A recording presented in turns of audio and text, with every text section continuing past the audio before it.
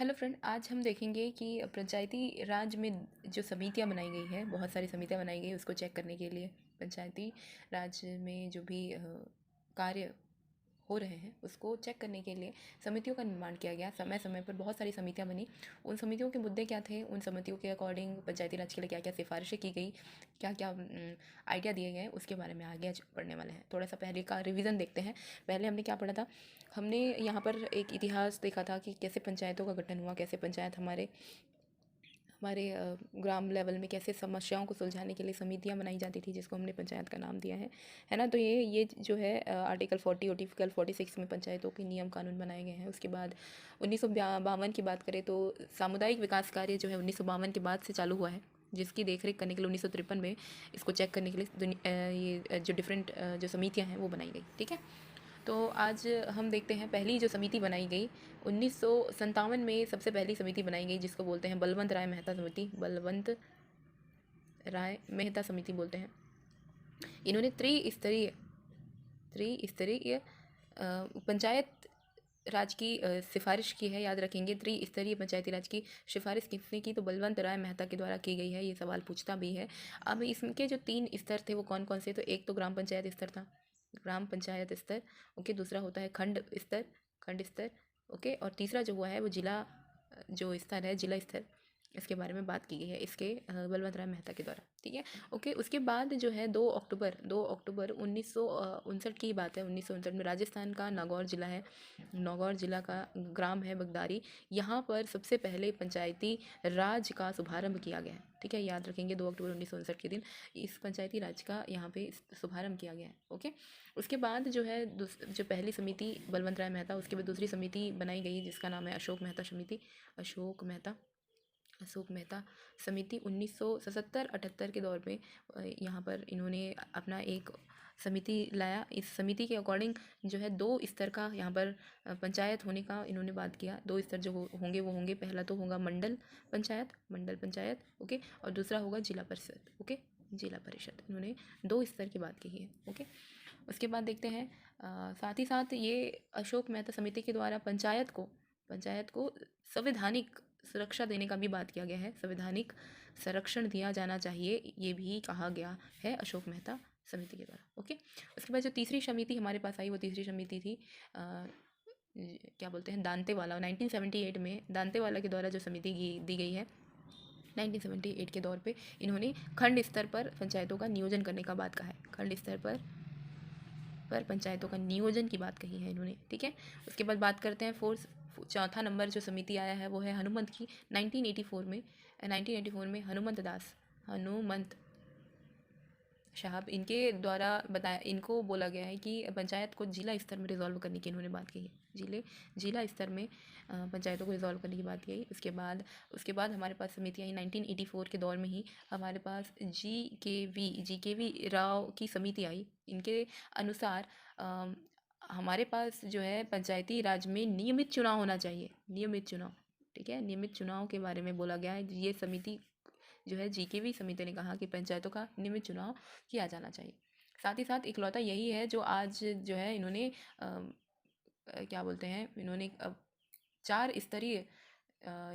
स्तर पंचायत लागू करने के लिए इन्होंने बात कही है। अब याद रखेंगे जीकेवी राव ये जो समिति है इन्होंने 4 स्तर की पंचायत रखने की बात कही है, जिसमें एक होगा राज्य विकास परिषद होना चाहिए। इन्होंने कहा इनके द्वारा राज्य विकास परिषद, एक जिला परिषद होना चाहिए, जिला परिषद। ठीक है, एक होना चाहिए मंडल पंचायत जिसको बोलते हैं मंडल पंचायत। ठीक है, और last one is gram panchayat. ठीक है, ग्राम पंचायत। तो इन्होंने एक तो नियमित चुनाव होना चाहिए ये भी कहा, और इन्होंने 4 स्तर का इन्होंने पंचायती व्यवस्था इन्होंने सजेस्ट किया कि इस तरीके से 4 स्तर इसके होने चाहिए। ठीक है, साथ ही साथ जीकेवी राय ने एक तरह का स्टेटमेंट यहाँ पे दिया है। आज के टाइम पे अगर मैं बात करूँ कि 4 स्तर का पंचायत व्यवस्था कहाँ पे होता है, तो पश्चिम बंगाल में आज के टाइम पे 4 स्तर का ये पंचायत व्यवस्था लागू हुआ देखा जा सकता है। ओके, उसके बाद 1978 की बात करते हैं, छठवां। यहाँ पे 1987 की बात करते हैं। लक्ष्मीमल सिंघवी जी की समिति यहाँ पे आई पिक्चर में। इनके द्वारा कहा गया कि आर्थिक संसाधन कुछ ऐसे पावर्स भी दिए जाए ग्राम पंचायतों को, जिसके कारण वो लोकल लेवल में जो भी फैसले जिसमें वित्तीय सहायता की ज़रूरत पड़ती है वो सहायता वो खुद से कर पाए, ना कि केंद्र शासन या फिर हमारे राज्य सरकार को डायरेक्ट अप्रोच करने से ये क्या होता है, टाइम जो है काफ़ी लेंदी होता है, राइट। तो इन्होंने आत्मनिर्भर बनने के लिए इन्होंने प्रस्ताव रखा। लक्ष्मणमल सिंघवी जी ने अपने जो समिति है उनके द्वारा यहाँ पर इन्होंने ये सिफारिश की कि ग्राम पंचायतों को क्या किया जाए, आत्मनिर्भर बनाया जाए।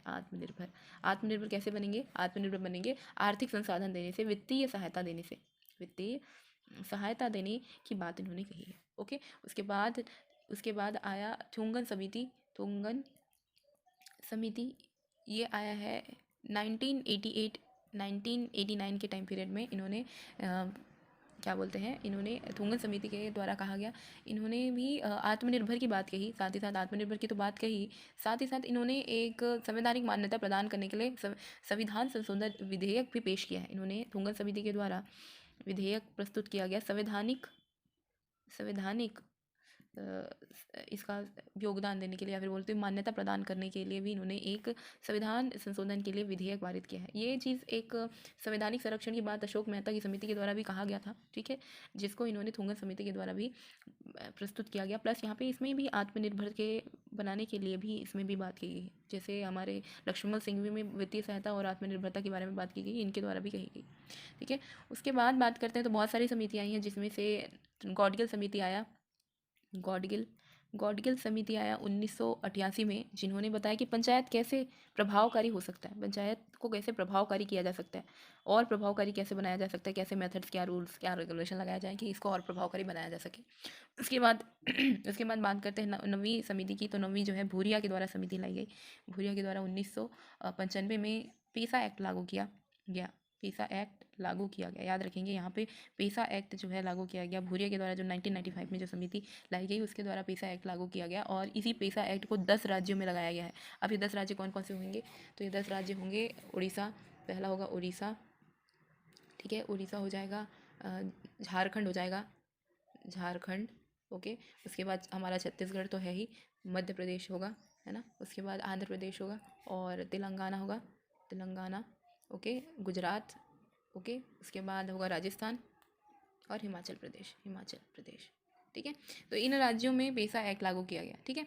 इसके अलावा भी इस चीज़ को स्टडी करने के लिए ये भी जो भी एक्ट आया है या फिर जो भी समितियों के द्वारा जो सजेशन आया है, इतनी सारी जो समितियाँ बनी हैं उसके सजेशन को स्टडी करने के लिए एक टीम बनाया गया है, ठीक है। एक नहीं, यहाँ पे 3 टीम बनाई गई, जिसमें पहला जो टीम है GR राजगोपाल समिति के नाम से जानते हैं इसको, राजगोपाल समिति के नाम से समिति, जो 1962 में आया, ठीक है। साथ ही साथ यहाँ पे के संधानम की समिति आई, के संधानम 1963 में, जो कि वित्तीय प्रावधान लेके आया।